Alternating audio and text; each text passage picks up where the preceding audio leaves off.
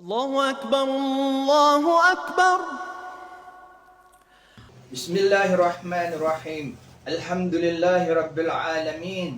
Wassalatu wassalamu ala Rasulihil Karim, amma ba'd. Magandang araw po sa inyo mga kapatid. Sinabi ng Allah sa Quran, chapter 16, verse 90, Surah An-Nahl.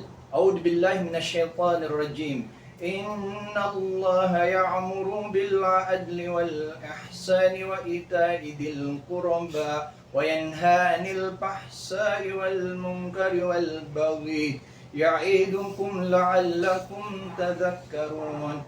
Mga kapatid, sa malapit na kahulugan niya, ang Allah ay ipinag-uutos niya ang katarungan, ang paggawa ng mabuti, ang pagkabukas palad sa mga kamag-anak, at ipinagbabawal niya ang lahat ng kahiyahiyang gawain at kawalan ng katarungan at paghihimagsik.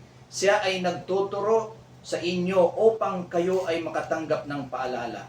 Mga kapatid, bilang lingkod bayan, tayo po ay magtulungan at magkaisa na manatili ang katarungan sa bawat komunidad, pamilya at sa mga trabaho natin. Dalasan po natin ang paggawa ng mabubuting gawain at sana wag maging madamot sa mga kamag-anak natin dahil ang lahat ay nagbabago at nawawala.